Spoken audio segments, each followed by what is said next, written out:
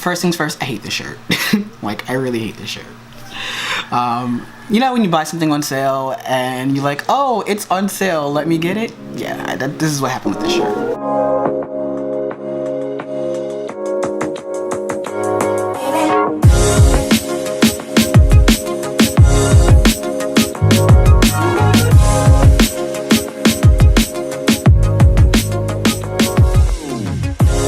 So I want to do something a little bit different for today's vlog. For today's vlog is, what I want to do is I want to, I guess, do a tutorial, I guess that's what it's called, or give my opinion, give my advice, whatever. Basically what I want to do is talk about, as you can tell from the title, how to start a vlog. I've been doing the vlog, like, you know, going on 2 years now, and I gotta be honest with you, I love every minute of it.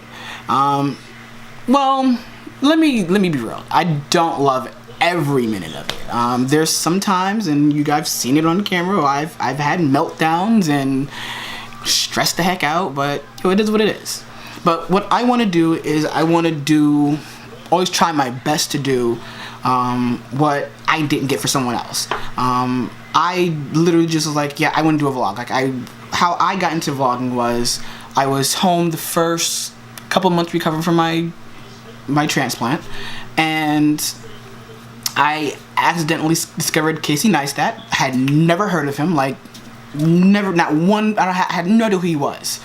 I discovered his videos, and I watched one video, and then I watched another video, and then I watched another video, and then so far and so far. I was like, you know what, I want to subscribe to this guy, apparently.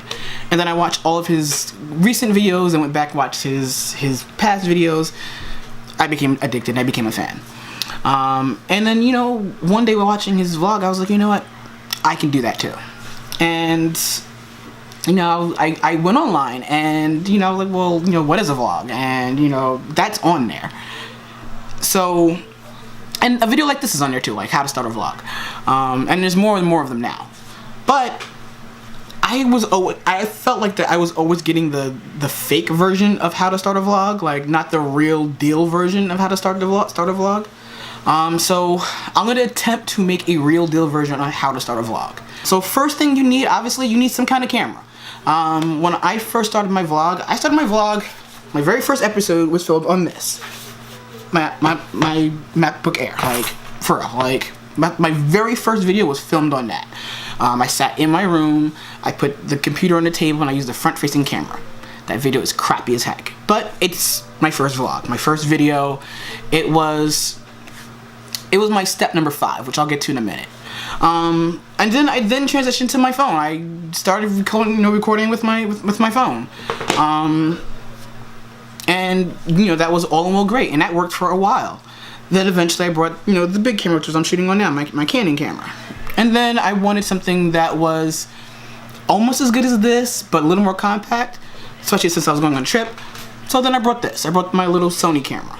So what is that? That's 4 cameras right there. And then eventually, the last thing I brought is I brought a drone. But you don't need to go in that direction. And I gotta be honest with you, like, I've heard other, like, YouTubers say, like, oh, it doesn't matter what kind of camera you use. I gotta be honest with you, it kind of does. It definitely does. Because not for nothing, like, I used, again, my very first video was shot on my MacBook Air. And I used the FaceTime camera, which only shoots, I think it shoots 720.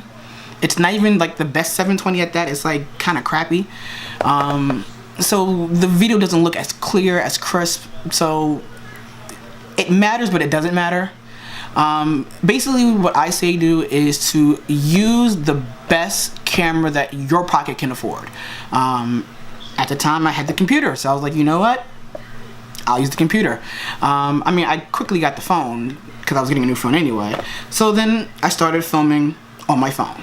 And for a while, like I said, for a while, that worked perfectly fine. Like, I loved that. Like, that was the best thing. And then eventually I just upgraded. Another thing that you need though, which goes with the camera, this is still part 1, is you need some kind of way to edit it. So like, let's say you're gonna go with your phone. Like, that again, like that to me, that's like the easiest. You're already your most expensive thing right there anyway. Your phone is the best thing. If you have an iPhone, you already have iMovie on your iPhone. Just activate it and get going. I think Samsung has some kind of editing software on their phones.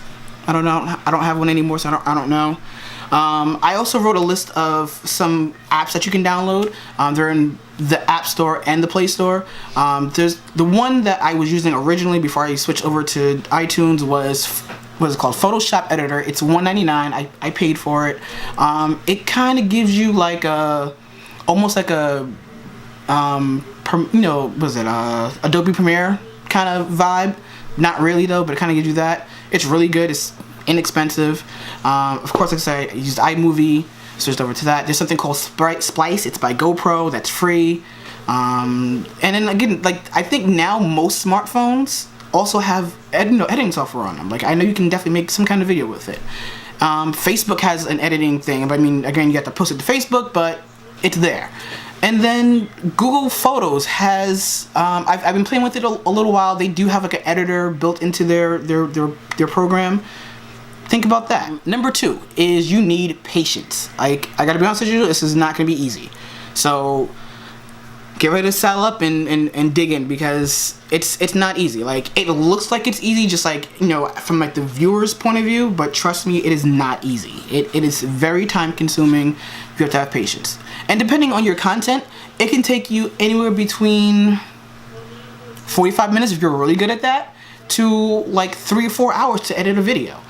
There's been times I've sat here and started editing videos and I'm like, okay, I need a break. This is ridiculous. Like, I'm annoyed looking at the same footage. I'm tired of hearing myself talk.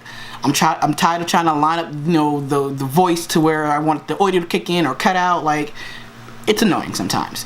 So you have to have the patience. Number 3. Number 3 really could have been number 1, but it's okay. Story. Figure out what your vlog is going to be about. Like my vlog, honestly, when I started my vlog started off as me talking about my life after transplant. And it evolved. It evolved into, me then returning to work. And then it evolved again. It involved, me like, trying to date. That was like really like short-lived. Like that wasn't that wasn't a long segment. But the vlog is gonna consistently evolve because your life is consistently evolving, which will also segue into the next thing. Part 4 is who will this affect and how will it affect your life and others in it. So I'm talking about like your wife or your husband, your boyfriend, your girlfriend, your friends, like your close friends and your family, like the people you live with, your work life. Most importantly, how will it affect you? Like, this was something that I thought of, but I didn't spend a lot of time thinking about. I'm like, yeah, it's gonna be a vlog about my life, but not for nothing. Like, there are people you share your life with. Like when I first came with the idea of starting the vlog, I had the whole idea in my head that I have a supportive family, but at the same time, I was like, yeah, my brother, he's gonna be in my vlog. He's barely in my vlog, like hardly ever, and that's his choice. My mom, she's always in the vlog. I have friends that I've featured in the vlog. They don't really care to be in the vlog. They don't care either way, one way or the other. But I didn't really focus on like how those people will be affected. And I gotta be honest with you, like if you're gonna step into daily vlogging like I did, like right out the blue, like honestly, it's overwhelming. So you gotta put you first. Like, honestly, I kind of wish I didn't start off daily vlogging. I kind of wish I started vlogging like once a week or 3 times a week or whatever, or whatever. But what helped me is I sat there in my very first vlog and I made a commitment publicly to, do this thing for a year. So, that made me, in a way, own up to what I was doing. And, and I did that. I vlogged every single day for a year. And to me, that was a great accomplishment because it was something that I was like, I don't think I can do this. And it gave me confidence, again, number 5, that I can do this. Like, it gave me so much. It was good. It was something good for me. But think about like, how's it gonna affect you? People in your life, your work. Like, I knew common sense wise, like there were some areas, when I first went back to work, that I couldn't vlog, like, in certain areas of the store. But then I didn't think that, like, there was just something I just couldn't talk about at all. And until I went back to work and I realized, like, I can't talk about this, and I can't do this, and I can't do that. Like, how am I gonna, vlog around this? So you gotta come up with a plan, essentially. And then the last thing, which I know I hinted at like a couple of times, which honestly really should be number one, is confidence. You gotta have confidence.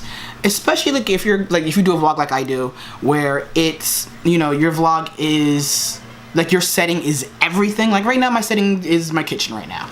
But when I, go to work, or when I go to the doctor, or when I get on the train, the subway, like that becomes my setting, my background to, give you a feel of, okay, where I am. Like, yeah, I can say here I'm going to the doctor, but like, this is how I got to the doctor. Like, I've shot, images of the train or the bus or, the car or whatever.